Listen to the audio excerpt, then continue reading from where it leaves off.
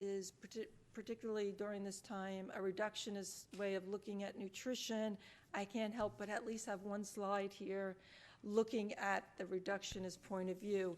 Wheat berries provides per gram 12 grams of protein, and what's a benefit of wheat berries over, let's say, animal protein is that it has a much longer shelf life.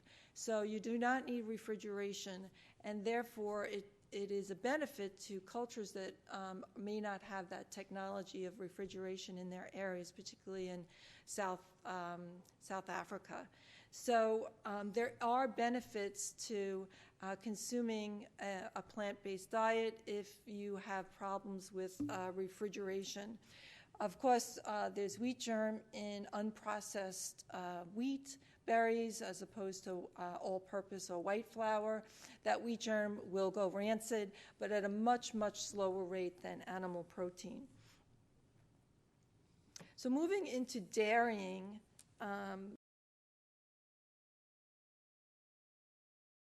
in the Middle East. Well, we have pottery and we have other carbon dating that cements the idea that dairying did begin in the Fertile Crescent. And we have artwork, as you'll see in the next few slides, that depicts dairying in this region way before it reaches what is known as Europe today. Fast forward 5,000 years, and you have the domestication of cows, and they've been bred so that they are successful in areas that require higher grasses, and require more liquid or in the form of water. So you can see on this slide there is a piece of pottery that is used in the processing of dairy, and that dates back at least 5,000 years. Now in what is now considered Iraq, about 5,000 years ago, in a temple called Ninhursag, there are friezes on the wall that actually depict dairy making and cheese making and butter making. And I have circled where the Persian Gulf would have been available at that time, 5,000 years ago, which would have supported trade and sharing of items through the waterways. So let's look at one of the friezes that is in this temple. You can see up in the upper left-hand slide that they're producing butter. You can see the churn with the two people moving the stick back and forth. Moving further along, there is a picture of and it's also blown up on the bottom, a jug, and that jug has radiocarbon dating of dairy inside of it, and they would roll this jug back and forth and produce butter and then onto cheese. So we know that dairying started in this region at least back 2,500 years before the Common Era. And then if you couple that with the sieve, the pottery that was found, which that goes back at least 7,000 years, we can say dairying in this region began anywhere between 7,000 years ago to 5,000 years ago. What's neat about this particular frieze is if you blow it up, this is a current picture of it. It's not only informational to us, giving us the idea that dairying, I'll just go back one slide, you can see that there's a person milking the cow on the upper right-hand piece of the slide there. So we know that they were milking them at that time as well. And they're absolutely beautiful pieces of pottery that you can actually see today. So it's interesting to go to these areas and actually see this piece of history. So just basically looking at our Parmesan cheese again from my pasta and tomato sauce slide in the beginning, we know that dairying began in the Middle East. And then later we see cows First, they began with goats and sheep. And all of these animals, cows, goats, sheep, they're ruminants. And so ruminants consume grasses. And as we know, grasses are not, we as humans cannot digest them. So these animals aren't competing with a food source, unlike a pig would be consuming things that we would want to consume as well. So there was an advantage to having these animals, having them produce this milk and turning them into other products. And at the same token, they weren't competing for the foods that we would want to eat as humans. Another thing that is important to note is cheese making was a benefit, again, for preservation of food. So without refrigeration, milk will spoil. But as you make cheese, the lactose in the milk is turned to lactase. That drops the pH of the food, and therefore it preserves it longer. Now, if you put the milk into the stomach of the animal where there's rennet, again, making cheese, that too will reduce the pH, extending the shelf life. And then the cultures of this region took it a step further, and then they would brine the cheese. And by brining it, you bind the water activity in the product. And again, that reduces the availability of bacteria to spoil that particular foodstuff. So we've seen that the technology had such a significant impact on what food choice is, and that goes back to my original point, is that technology can positively affect food choice in that it makes it more available, preserving food. So this is a slide that will show you the ancestral iteration of what we know today as dairying cows. And they began in the Middle East, and then they transitioned up through Greece, and then into Italy, and what we know Italy today, and then up into the northern climates. As they're bred out, the horns are bred out, and increase in yield is favored in terms of milk production. Very much like today when we try to increase our yields with wheat and other products so that we can feed more people. Also, what makes a cow preferable over, let's say, a goat is that they can be used for labor. So as they're used for labor in sowing of fields, this cements the idea that we can become sedentary and have agriculture being grown in one region where we don't have to hunt and gather anymore. And then, of course, they produce more milk.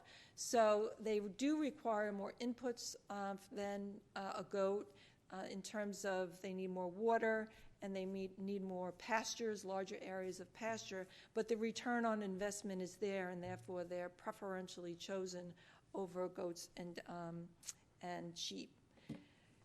So an interesting correlation with as we adopt these products into our food cultures, we've seen an evolution of where historically, humans would stop producing lactase, which digests milk proteins, after weaning of the baby. We see that by continually being exposed to these products through your culture, through drinking milk, we've developed the gene lactase, and now humans consume it. Most humans, not all, consume milk with not having a negative effect. How long does that adaptation take?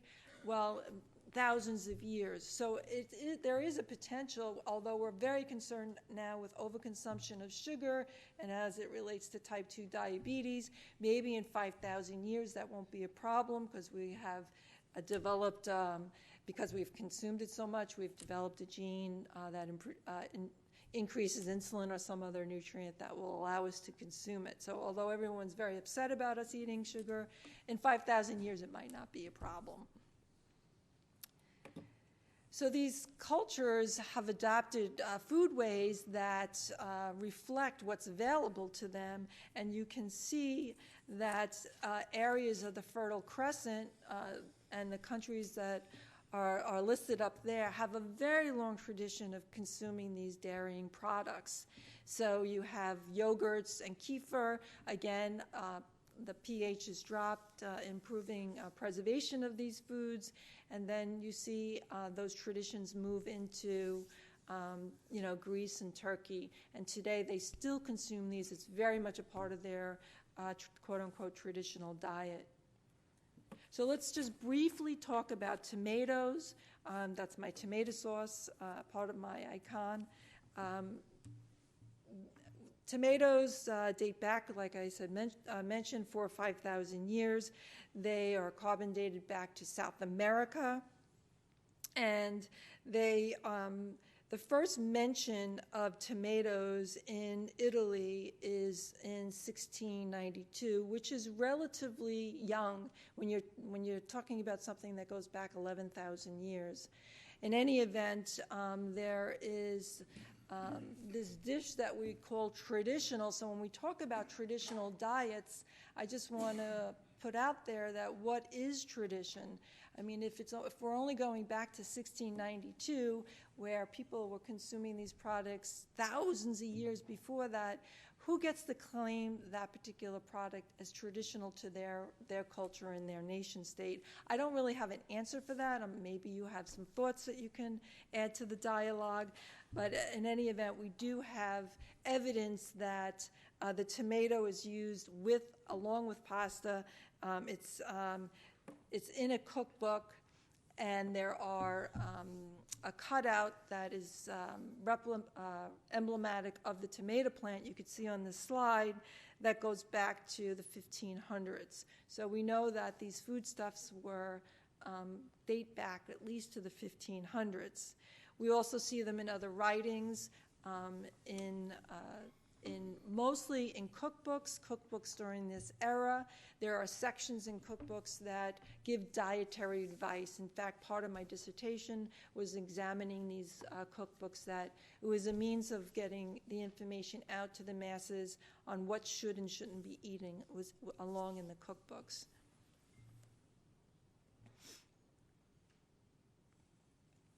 So here's one of... You need to move it fast. Okay, thanks. I got 2 more slides.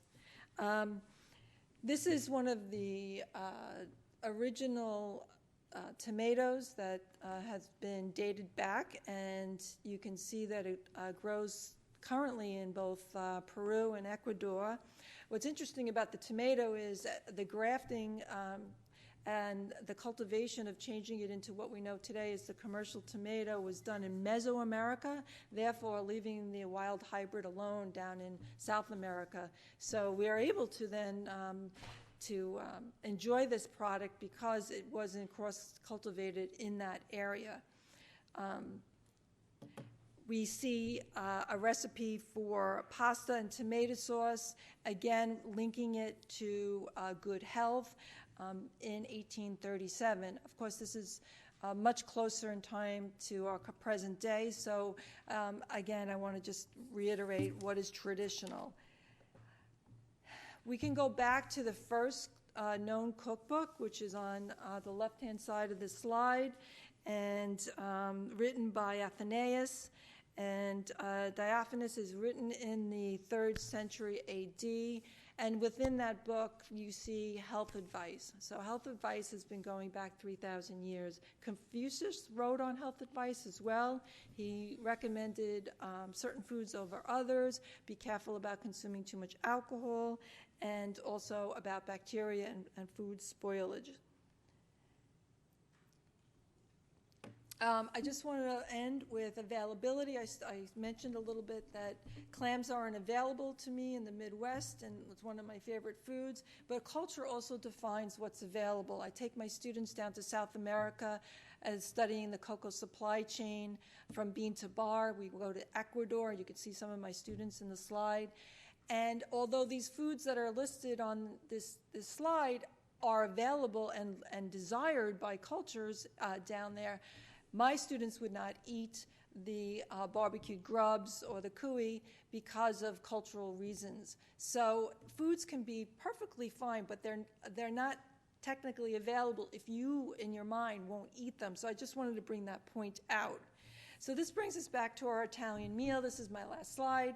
And talking about traditional diets. So foodstuffs that originated around the globe and have moved into different areas nation-states have adopted them as their own, have made them legally bound to a geographic region. So as we talk about traditional diets, what is tradition? Who gets to define tradition? And I'll leave that question to you. And I moved just 2 weeks ago from one part of the United States to another. As I stopped in a rest stop, this poster was on the wall. I took a snapshot of it. I thought it was pretty funny. And it's always good to have a little bit of humor. And lastly, I teach for a living, and so I want to just throw some questions out. I don't think we have time at the moment to go over these questions, but at the end, I'd love to have a dialogue with you, and maybe we can talk about that. So thank you very much for your time, and I'll turn it over to the next speaker. So we're going to move right on. We're going to make sure you folks can leave if you have something to do at the end of the time. So I'm going to move on to the next talk, which is Marco Silano, who's going from Rome, who is going to tell us about the Mediterranean diet and why it's really more than just a diet. Marco. Okay, thank you very much, Professor Bier, for your introduction. Thank you, Mr. Ambassador, for your kind invitation. It's really a pleasure to be here in such an important event. So I will focus in the next 20 minutes on the Mediterranean diet. And then during my speech, I hope you will understand why I picked up this title, because Mediterranean diet is not just a diet, but is much more than a diet. May I have the pointer, please? Thank you very much. I will start with some historical background. The first time the terms Mediterranean diet were used was back in 50s, when an American physiologist, Ansel Keys, went to Europe on vacation with his wife, and he visited two Mediterranean sites, the island of Crete and an Italian region called Silano, just south of the city of Naples. And during his vacation, Ansel Keys noted that the dietary patterns and the way of life of Greece and Italian people were associated with a longer life and a significant lower rates of coronary heart diseases and cancer and other metabolic diseases that in those times were related to the Western diet. The main characteristics of the Mediterranean diet described by Ansel Keys were, first of all, the most important things, in my opinion, were the frugality and the moderation. The people having the ancestral Mediterranean diet were mainly farmers and breeders. So they used to do a lot of physical activity as work. They used to wake up very early in the morning and go to bed to sleep very late, very early in the evening, following the sunlight. This was something very important that keep the hormone assess according to the human physiology. The main food of the Mediterranean diet described by Ansel Keys were with olive oil and with very moderation wine. And the other important things that Ansel Keys described in his books was the conviviality of Mediterranean diet. In fact, those population in the time during, just after the World War II, used to have communal meals. They used to have meals all together, and there was a strong connection between foods and recipes with the cultural heritage of the population. The food, the recipes were translated by generation, and also the recipes required very long time to be for the food to be ready, to be on the table, and the craftsmanship was a component very important of those recipes. We have already heard about the origin of the wheat. We have already seen in the previous presentation, in the previous speech, this map. I don't want to take longer on these slides, but I would like just to say that the traditional Mediterranean food was already mentioned in the Bible among the biblical 7 species of food mentioned in the Bible, with barley and olive. Also the grapes that, as you know, is the base for the wine. Then the Mediterranean diet moved from the crescent fertile to the Mediterranean basins, mainly for 2 reasons. The first reason was the position of the Mediterranean basin, that is the crossroad of the successive indigenous civilization. So, thus leading to an intense exchange of food species.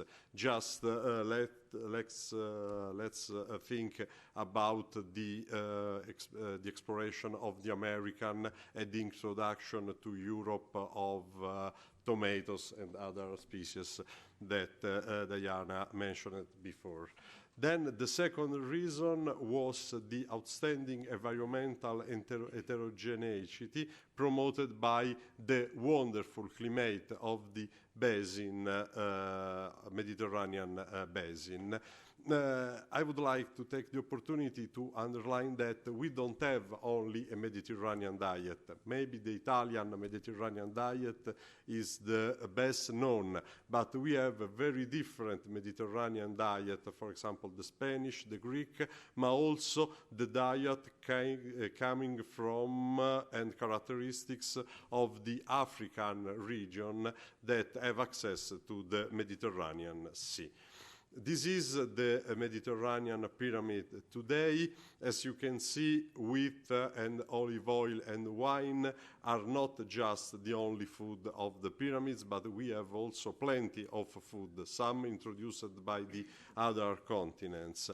As you can see, but at the base of the pyramid, we have conviviality still, we have physical activity, we have the kitchen practices. The manipulation of food, I would like to underline again, it's very important to understand the importance, the real value of the food and what food means in a culture. Also, we have moderation of the serving.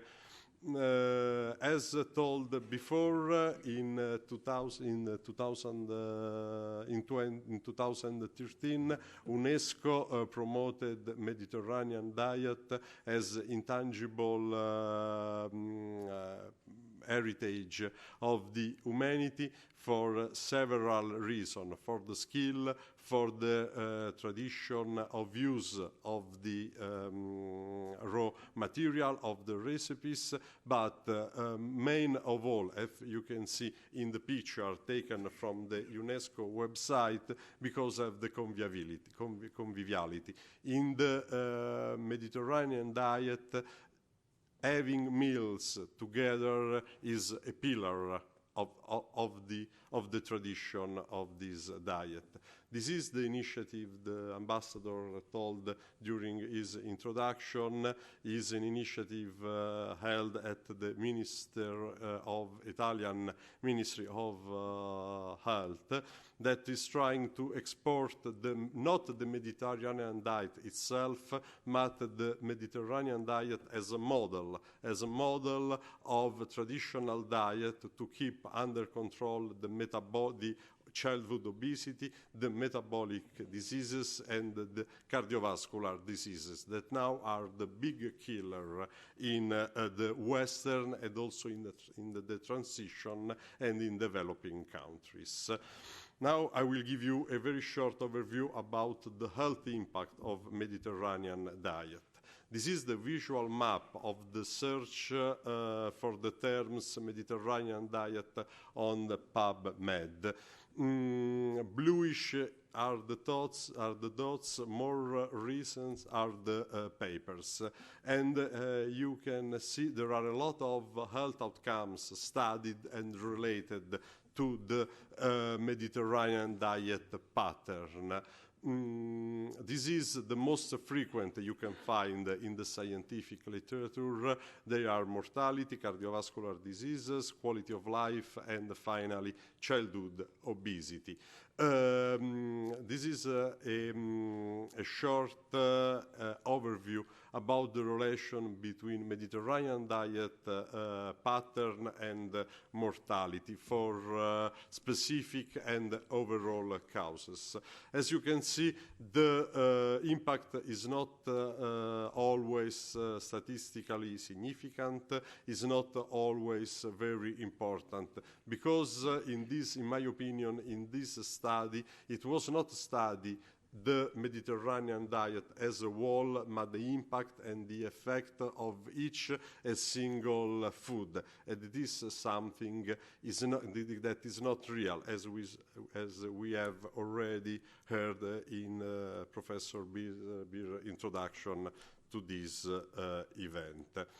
The relation, the favorable impact of Mediterranean diet and cardiovascular diseases is more straight, even from a statistical point of view, as you can see in this slide.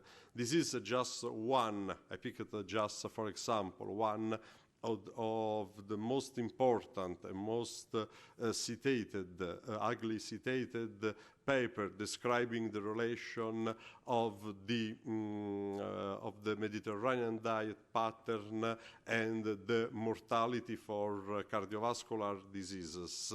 And in this paper, the effect, the protective effect of the Mediterranean diet on cardiovascular mortality and events is related with the olive oil. Olive oil is the most important component as dressing in the Mediterranean diet for the prevention of cardiovascular event.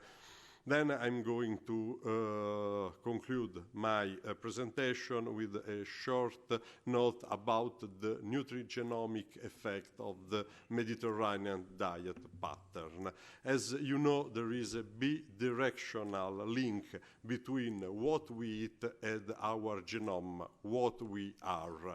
The nutrigenetics study how our genes, our genome, affect the way the body and the organism responds to the food. In the opposite way, the nutrigenomics study how what we eat affects what our genes behave.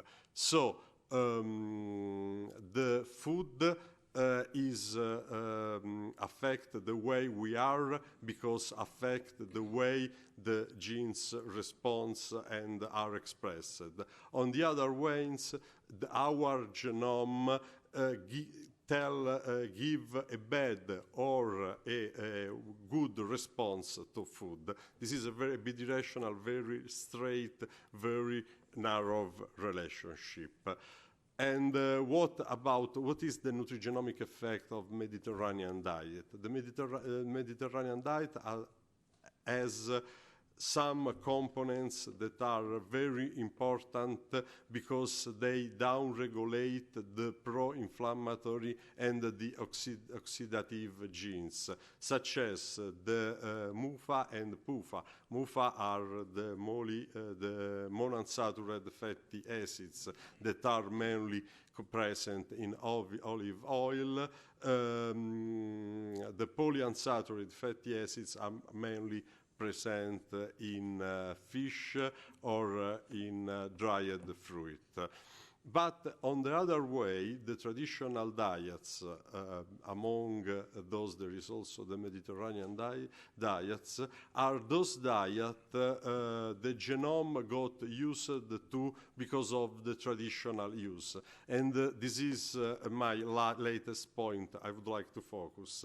The real importance of the traditional diets and of the Mediterranean diets is the traditional, the long-standing effect they had on our genome. Thank you very much for your attention.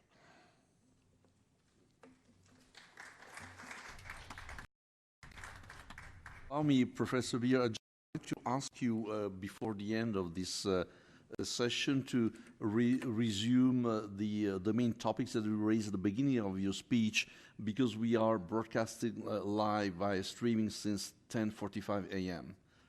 Thank you. We'd now like to move on to Dr.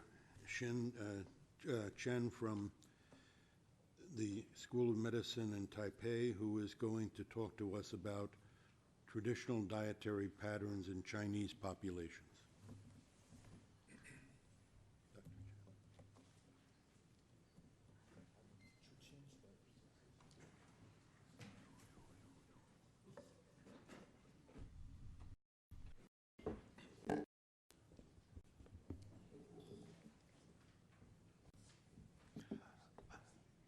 Thank you, Dr. Bier. Thank you, Embassy of Italy, for your invitation.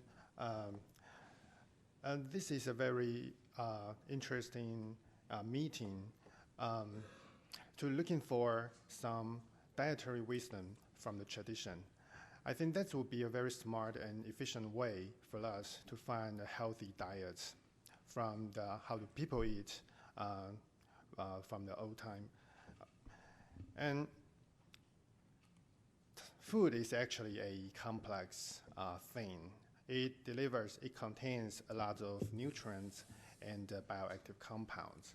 But like Dr. Bier has mentioned, we don't eat nutrients. We don't eat those food constituents. We eat foods.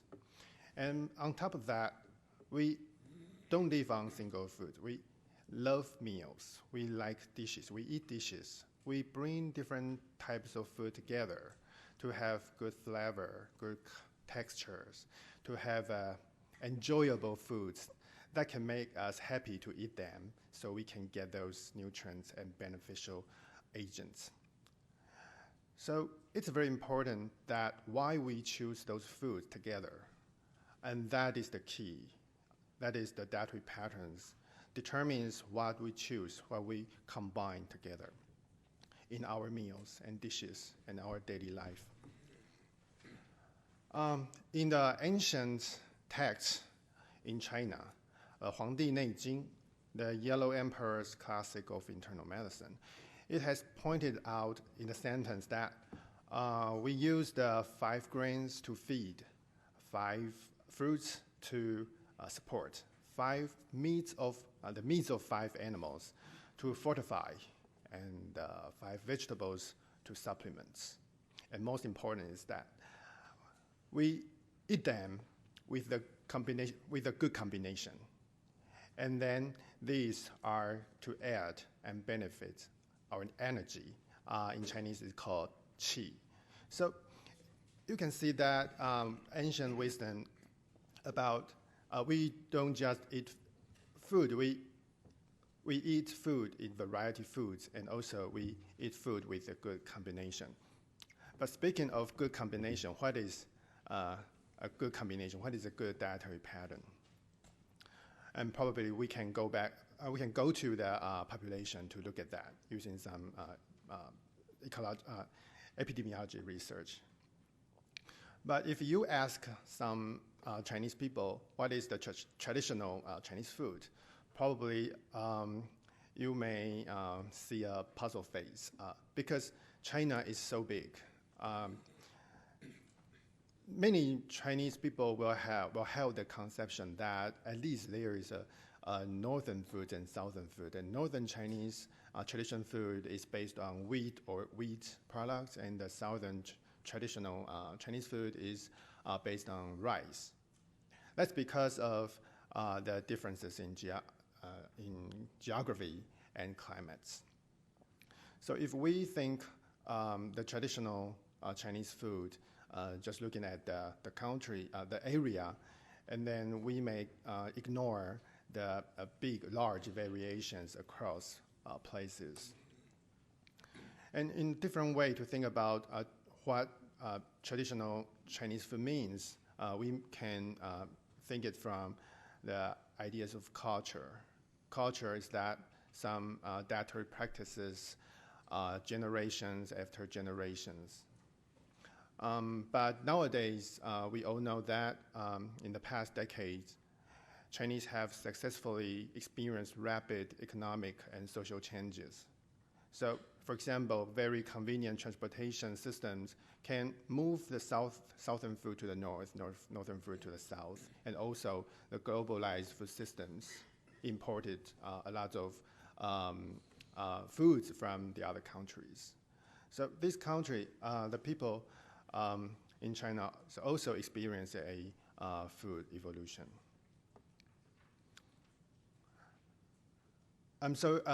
It's very important that if we can get some data to look at how the people eat in China as soon as possible, or as early as possible, that we can capture the dietary patterns we call the traditional Chinese diet. So utilizing the data from the China Nutrition and Health Survey, that is the representative survey in China. Then there are more than 20,000 individuals' dietary data. And then the researchers can categorize the people into different dietary groups, dietary pattern groups, mutually exclusive. And for example, if you look at the screen, and at least we can see there are two different peoples in this population. The table shows the dietary details in two groups.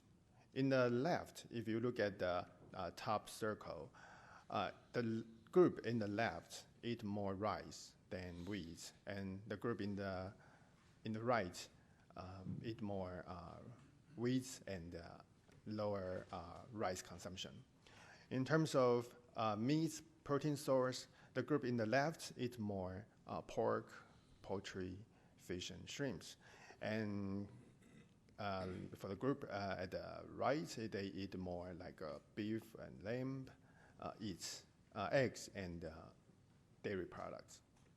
And in terms of soybean consumption, it is more consumption in the group at the left. And by looking at more details of the dietary data between the groups, then the researchers can try to come up with what the group stands for. So, the researcher of this survey used the green water dietary pattern and the yellow earth dietary pattern for these two groups. The green water actually stands for the more southern type of tradition, because the southern there are more rivers and forest greens. And the yellow earth diets stands for the northern traditional ones. But in addition to these two, the survey also identified two other dietary patterns that's called new affluents and Western adopters.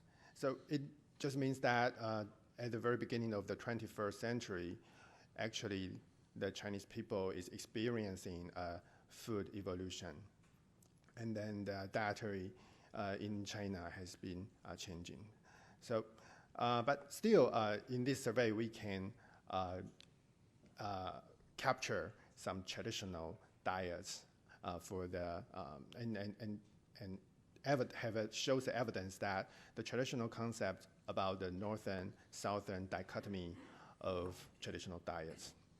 In addition to this national survey, there are also some local, smaller scale surveys trying to find out the dietary patterns in different places. For example, here is a survey in Jiangsu province. It's a province in the South China. It's on the Yangtze River basin. This study collected the dietary data from more than 1,000 people, and then using a pattern recognition method called factor analysis, and to find out several important dietary patterns. These 4 circles shows the 4 patterns they found. For example, if you look at the upper right circle, in that factor, the factor can be characterized by eating more rice, eating more fresh vegetables, pork, fish, and eating lower wheat products and tubers. And if you look at the circle at the bottom left, and then this factor is characterized by eating more whole grain, wheat products, fruit, tofu, vegetables, egg, fish, milk, and etc., and lower rice. So it's very interesting that even in the southern population, some dietary patterns is related to the typical conception of southern Chinese diets, but also some people may start to practicing or adopting different dietary behaviors, for example, from the north or from the other countries. And in addition to these 2 dietary patterns, there are also some others. And the researchers, they labeled these dietary patterns like traditional dietary patterns, vegetable-rich dietary patterns, macho dietary patterns, because there are a lot of meats and alcohol. They use the term macho, and a sweet tooth.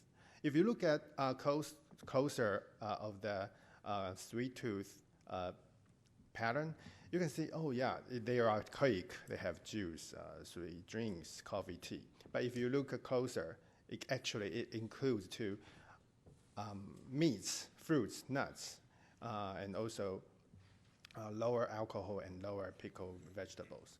So sweet tooth, the term sweet tooth may mislead our understanding of that dietary pattern. So just to mention, to be careful about these labels. They can be not well representing the whole dietary patterns.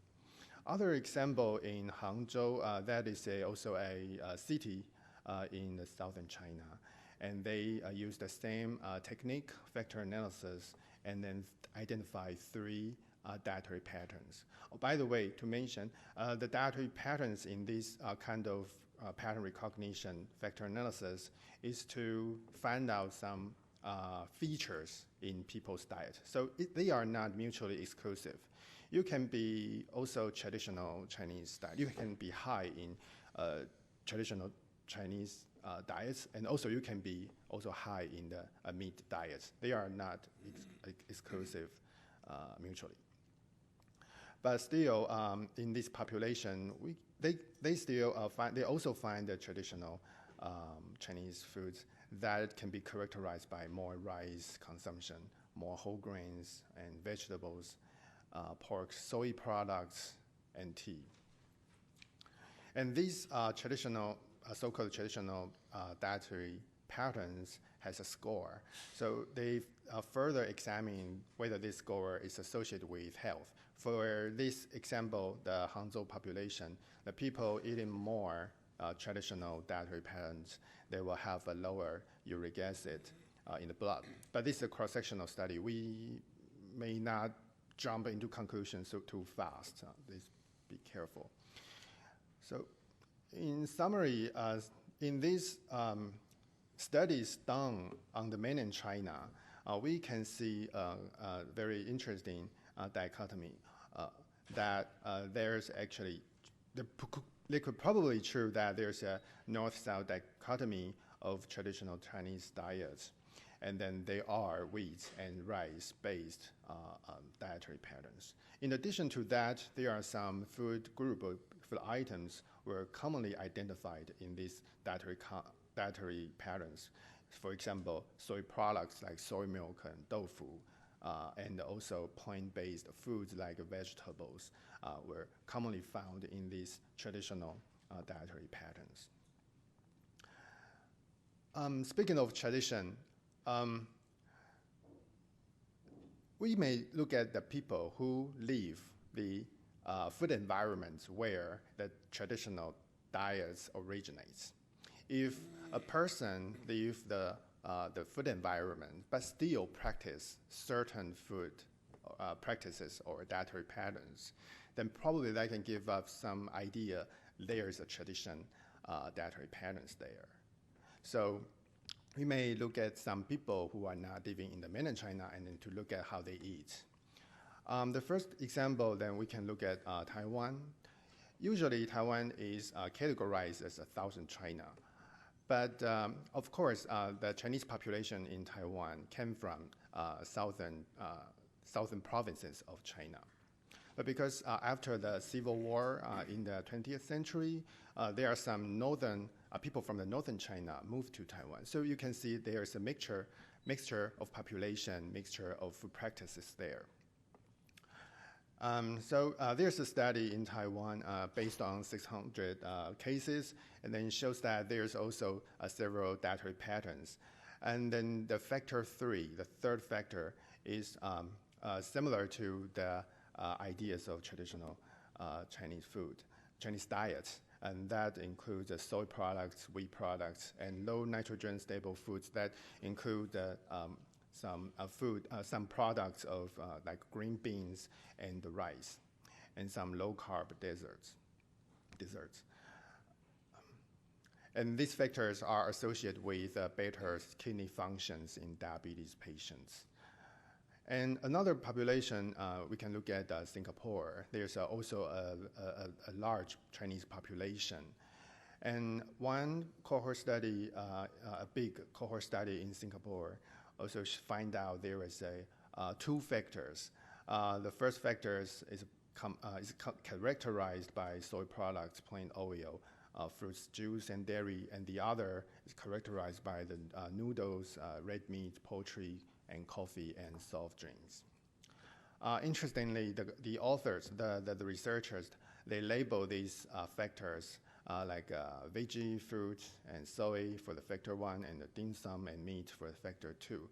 But again, be careful about the labels. They may not well characterize or describing the full picture of that factor. And looking further, we can look at the Chinese immigrants in the United States. This is a study done in the United States, New York City.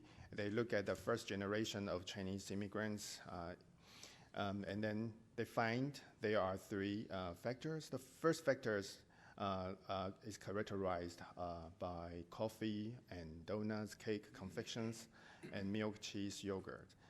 This could be a acculturation food dietary pattern. The factor 2 is characterized by fried noodles, fried rice, fried wheat dough, and also French fries and other fried potatoes. This may suggest there's a dietary pattern characterized by a certain ways of food preparation, including stir frying or deep frying. And this is something new, not observed in other studies. And there's a third factor characterized by fruit, vegetables, nuts, seeds, tofu, and soy milk. These are pretty typical Chinese traditional foods or diets. And the researcher label the factors, the dietary patterns based on the foods or characteristic of the factors. So in summary, when talking about traditional Chinese dietary patterns based on these empirical evidences, we can see that dietary patterns of Chinese people first, it could be evolving between places or across time. But, and also the characteristics of dietary patterns would vary by places and studies. But still, there could be some common characteristics in the dietary patterns, which stands for traditional Chinese diets. For example, what we have found that including the vegetables, the tofu, the soy products. But before we conclude very quickly, some cautions should be taken. This is about the methodologies. These data are using the methodology of epidemiology. So there's a first issue is about a tool to measure the food consumption. These studies use a food frequency questionnaire to capture the study participants' diets in the past year before the interview. So this totally relied on the participants' memory. Their ability to recollect those what they have eaten in the past year would be very important factor to make sure the study's validity. And also, most of the food frequency questionnaire captures the food items, the food ingredients that people eat. Very little study emphasizes the ways of preparing foods. Then we see there are some differences between the studies that could be because of the ways when the researchers do the data analysis. When they analyze the data, they have some different pre-treatments of the data, and then that can be a reason for differences in the results between the studies. However, we can still find some common items popping out in the identified dietary patterns.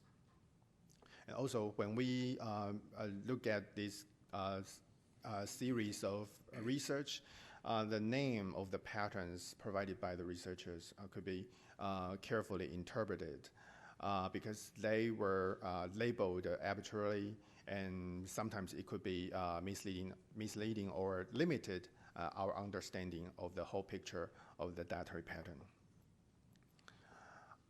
By studying the dietary patterns, it can provide us probably some key factors. Some foods are important and that were not characterized or captured in the previous dietary patterns. And then that can show us a road to study for biochemistries. They can study why these foods can be helpful or beneficial. And then by more and more such kinds of knowledge, then we can prove, say we have more confidence that certain foods are important, but not included in the previous or known dietary patterns. Then we can probably add back these foods into the dietary patterns. So probably when we can study more and more traditional dietary patterns from different countries and different regions, and then we can find the more important foods and then incorporated them into a more global dietary patterns that could be beneficial to the world. So I think studying or understanding what a traditional Chinese food stands for would be the first step. Thank you.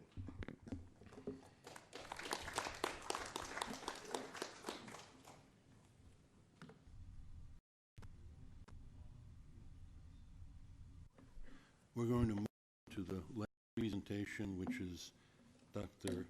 Hugo Ribeiro from the Federal University of Bahia in Salvador. So, Hugo.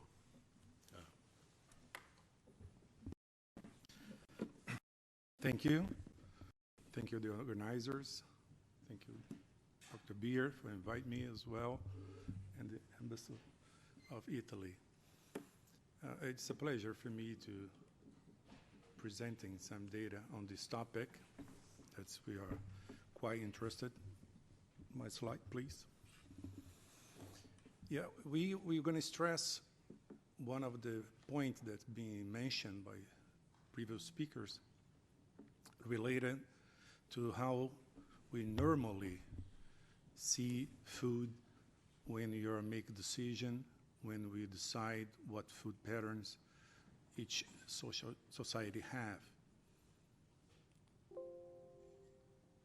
How we go? This way.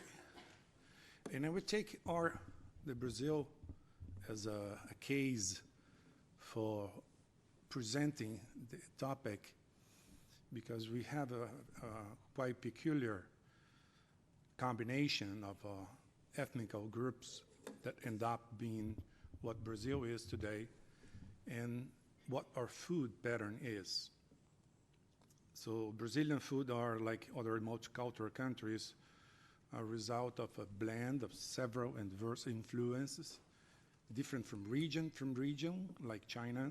We have several Brazil in terms of food patterns and availability of ingredients that has a historical reason. That's why we established, even with the globalization, the availability of fresh stuff and food pattern remains up to nowadays. So the fact that we are a combination, most important combination of Portuguese, Indians, native Indians, and Africans, since colonial time, we have incorporated this different influence and generate what we call today as a Brazilian food.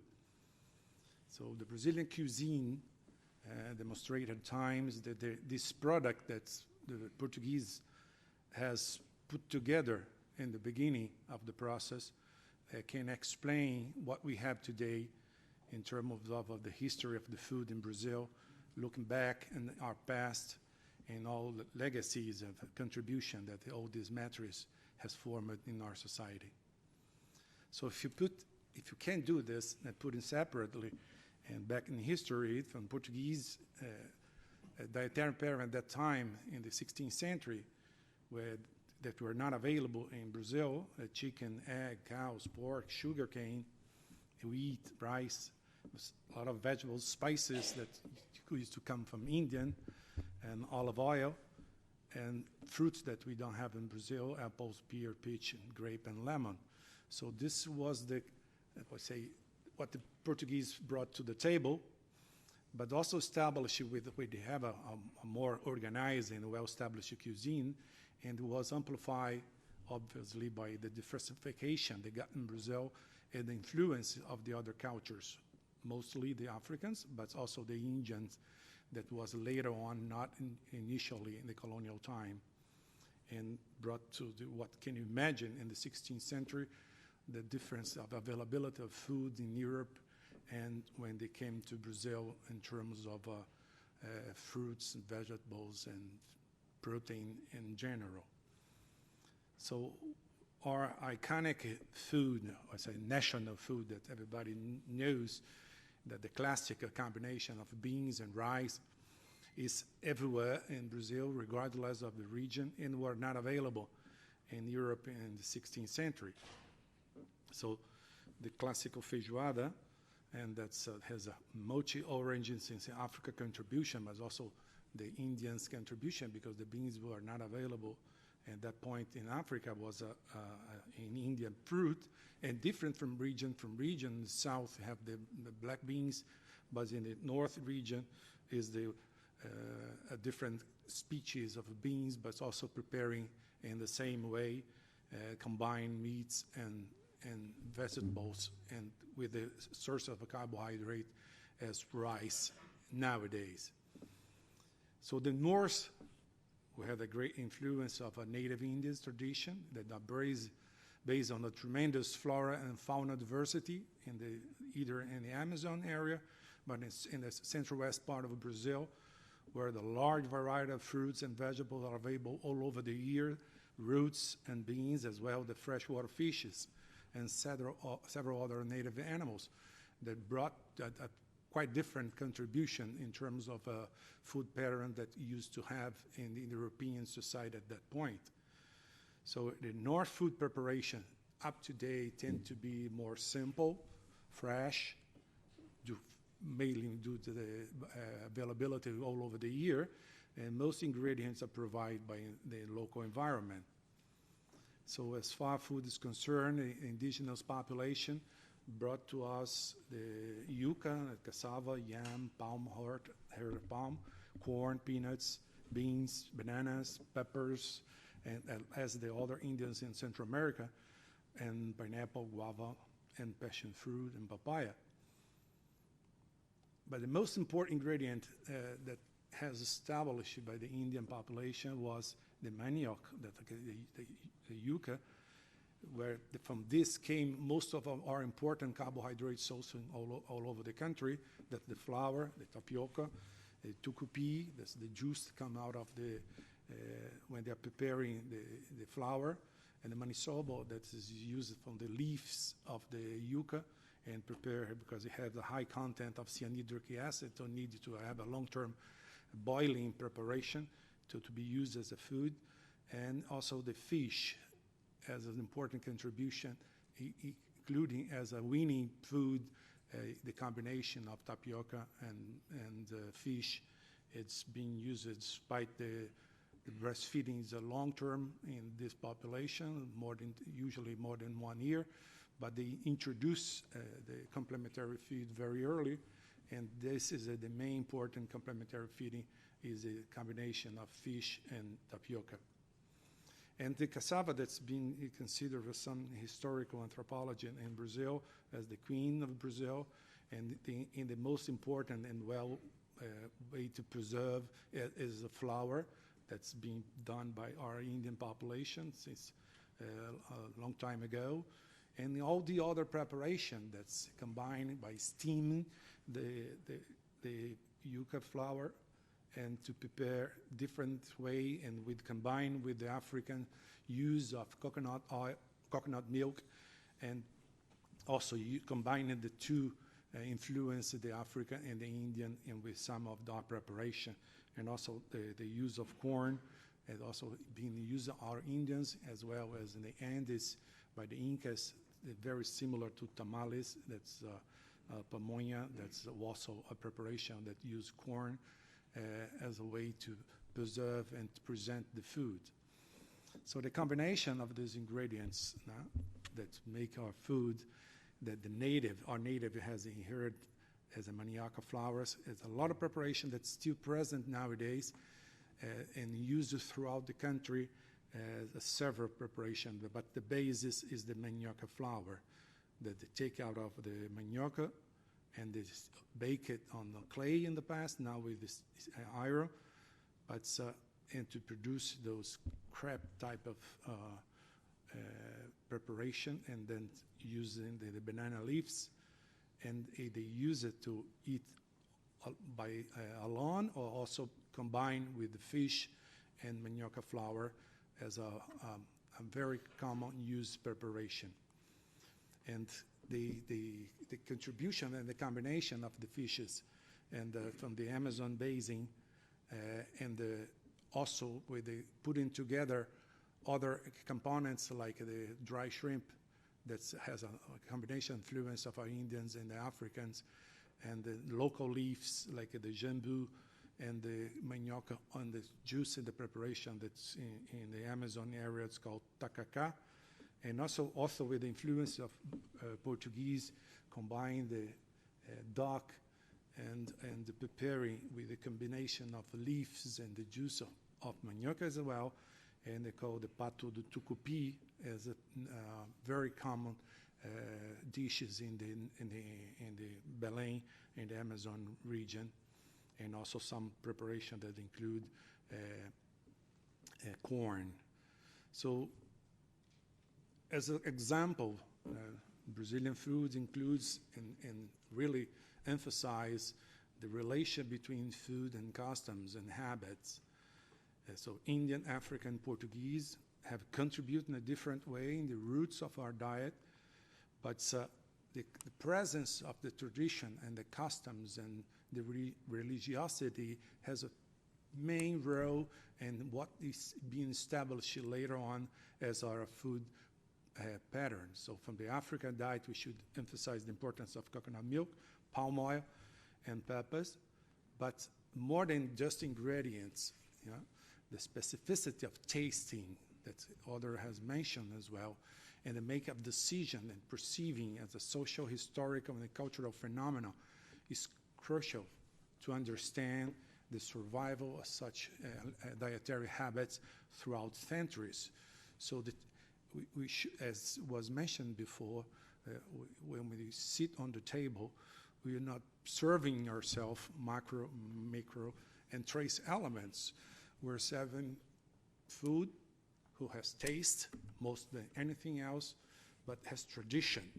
So it's not a simple combination of elements, but all the narrative act of a ritual practice and the meaning of food that transcends the simple action of eating, carrying a translation from nature to culture, as Levi-Strauss used the sensitivity to the intangible, to the raw, to the cooked.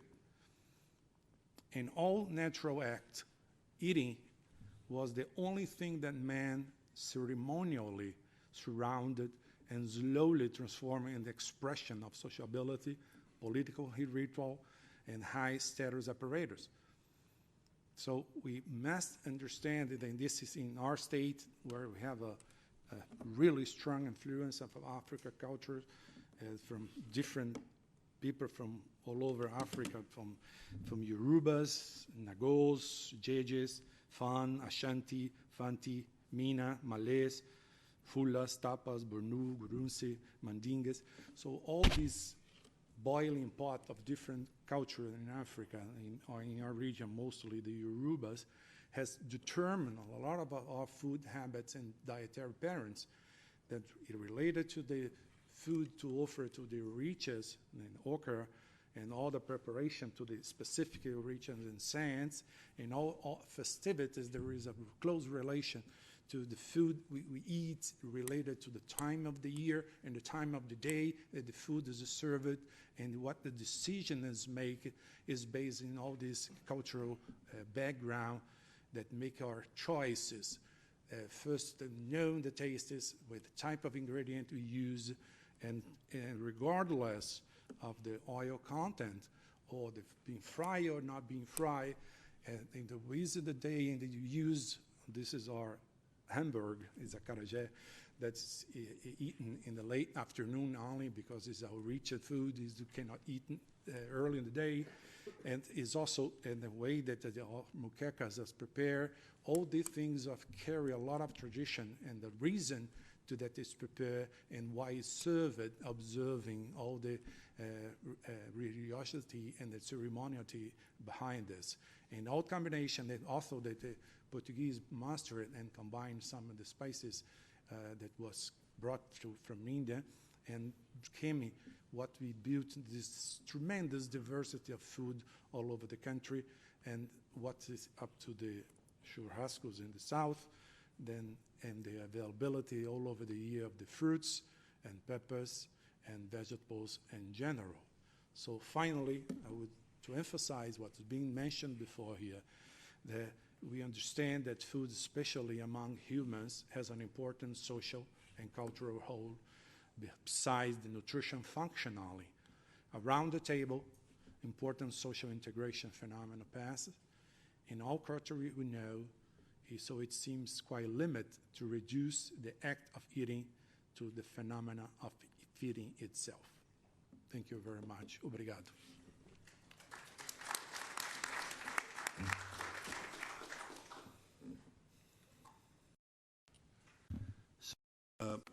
I would like to spend 2 minutes reintroducing the symposium goals. The reason is that the streaming function to all of the people who are not in this room was not entirely operative at the beginning, but I think I will also use it to introduce something I thought of during this symposium that really hadn't occurred to me before. So the part of the reason for this symposium was to make it clear to the audience that the traditional reductionist approach to nutrition, that is isolating a nutrient, studying it carefully, is very important for the scientists to determine biochemical mechanisms of action and things of that sort, but is not a user-friendly way to make dietary recommendations. And the reason is that people don't eat nutrients, they eat foods.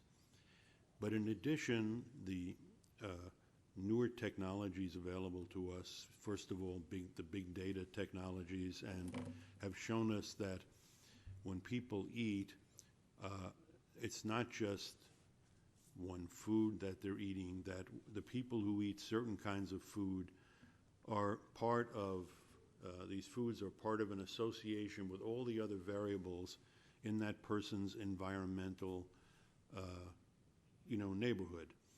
And those associations are very broad, and they include other things besides what we might traditionally think of the environment, such as I live near, a lead smelter or something like that. They include all of the lifestyle variables, the ethnic variables, the religious variables, the local traditional variables, things that are normally not discussed very much. In addition, the additional kinds of technology have allowed us to look at the full pattern of the interaction of the components of the diet, the things that we've been talking about, through this symposium, that is, the different patterns that define the foods that individuals eat in varying parts of the world. And it occurred to me during the symposium that I think most people in the audience know that there have been a significant number of efforts trying to harmonize dietary guidelines throughout the nations of the United Nations, because historically the guidelines have tended to come from one or two Western countries like the United States, and then they're tweaked a little bit for countries that have different kinds of food. But maybe we've been looking at this in entirely the wrong way. Maybe the way to look at it is, in fact, by starting with the variations of dietary patterns and using the coincidence of those to help define what are the fundamental principles of the diet, of the whole diets in these countries throughout the world, even though the apparent foods are slightly different. And I don't know whether that would work, but I think it's a way of accounting for all of these other variables that we haven't accounted for before. So I'm going to stop talking because we're really getting close to the end. In fact, closer than we should have been. So we'd like to open this for any kind of discussion in the audience, because I think we, knew what we were going to say, but I'm not sure people in the audience knew what we were going to say. And does any of this make sense to the very diverse audience that we have here? So, over in the corner there. Yes, thank you very much. I am from the Permanent Mission of Denmark. I wish to thank the panel for this very interesting presentations and debate, and the focus on the complexity of all these issues. In the Nordic countries, we have also a much more increased over past decades focus on our Nordic diet and the products that we have. And being and Nordic, also including the whole Arctic regions, where many of the products we've seen on these slides are not able to be produced or grown, and being a foreign affairs diplomat who have for many years negotiated and represented Arctic interests in terms of the use of marine products and other things, it's very interesting, and which have often met little understanding internationally, or products in terms of how they eat and what they do, and how products have been prevented from being placed on markets, and so it's very interesting that it can lead to a higher understanding of the cultural nutritional difference, even the physical effects on us. So thank you very much. Just to say that the whole Arctic thing is also very in focus for us. Thank you. So just so you know, the Nordic diet on our initial list of topics for discussion. And as you're well aware that in the last 10 years at least, maybe 15, the work on the Nordic diet has really exploded, right? It was relatively almost invisible in the face of the Mediterranean diet until the last, say, 10 years. And I wish, we had more time, because we clearly would have included that, because it makes, again, the point that you just made, that many of these foods look different. They don't have the same names. They're not familiar to some people, and yet, okay, in the traditional dietary patterns, they would overlap in many different ways. So I think that's a very important point. Right here.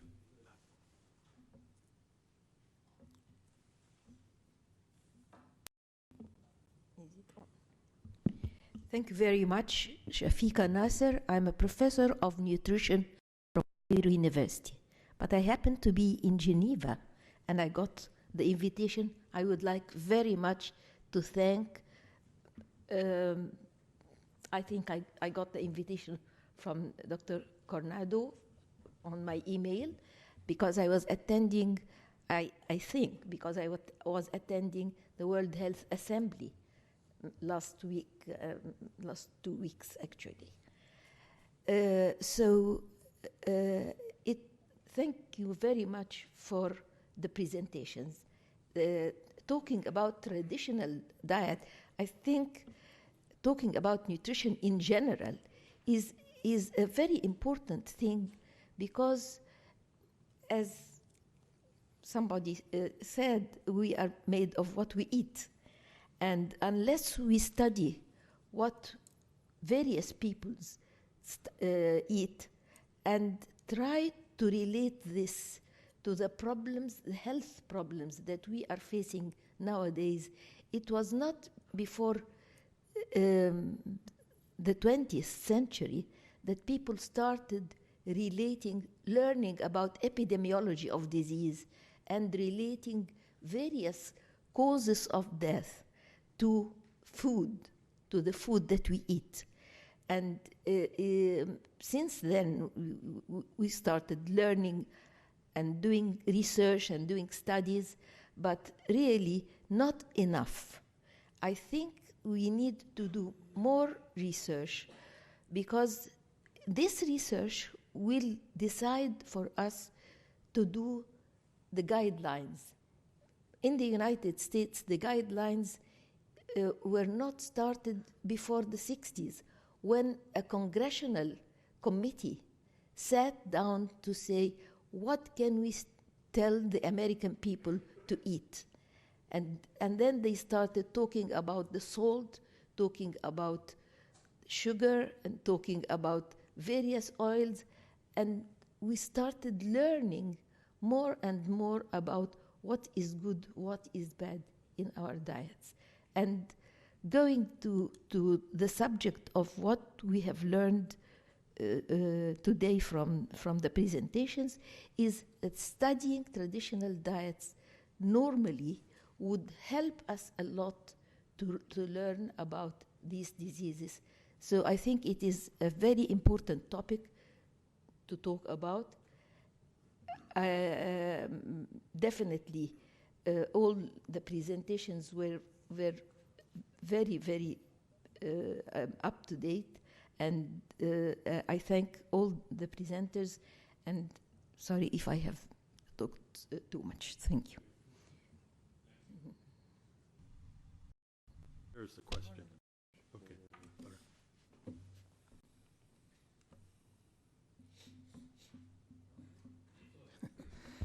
Thank you very much, Mr.